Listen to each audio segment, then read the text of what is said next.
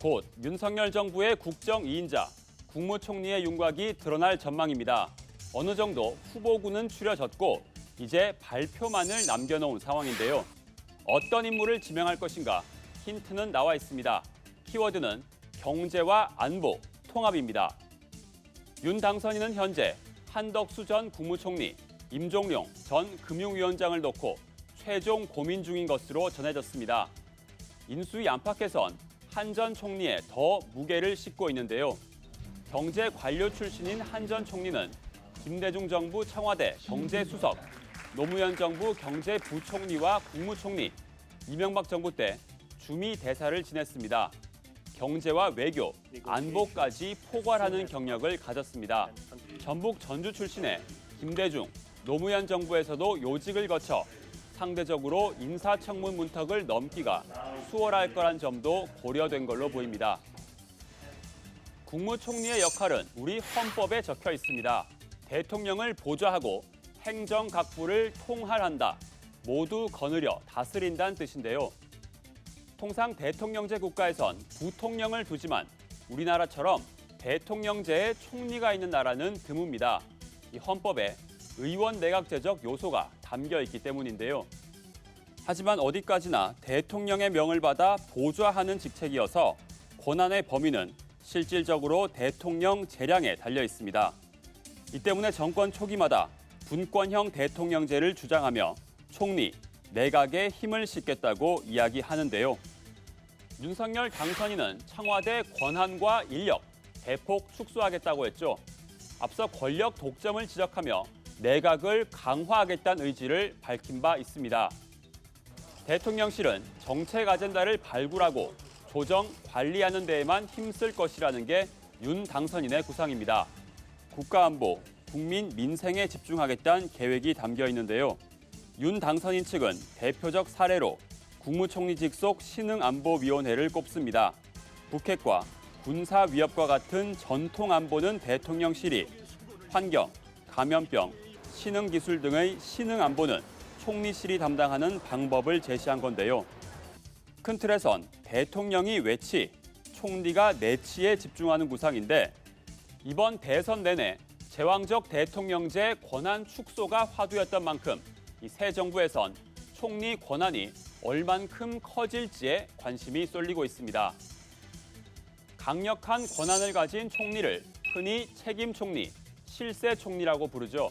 역사상 거기에 가장 가까웠던 게 JP, 김종필 전 총리였는데요.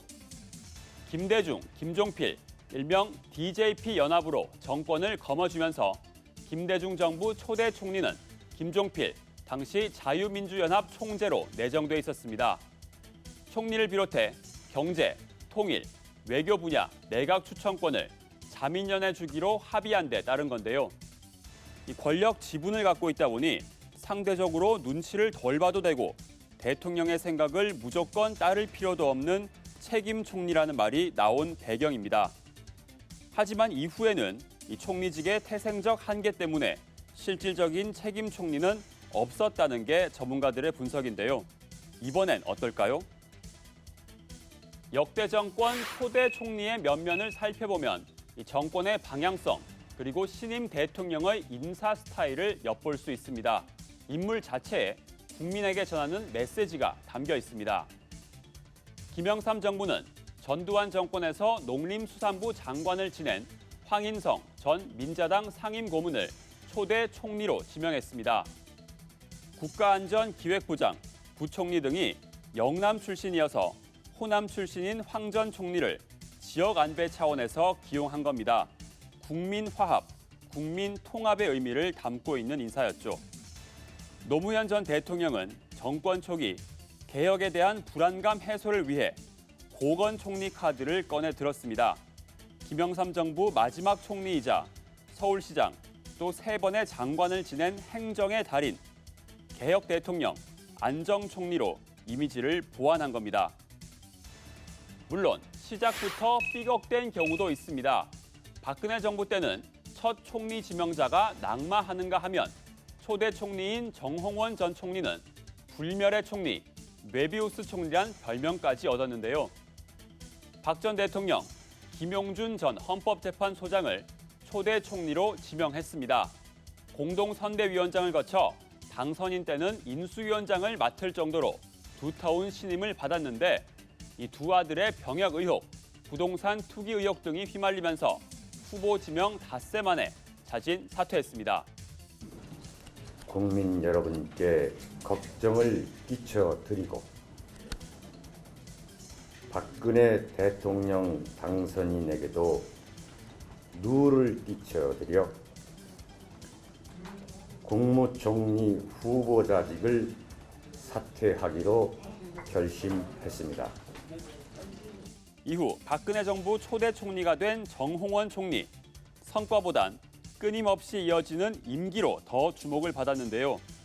세월호 참사 책임을 지고 사퇴 의사를 밝혔지만 안대희 전 대법관, 문창극 전 중앙일보 주필이 줄줄이 낙마하며 2년 임기 가운데 절반 정도를 유임 상태로 보낸 뒤에야 총리직을 내려놓을 수 있었습니다.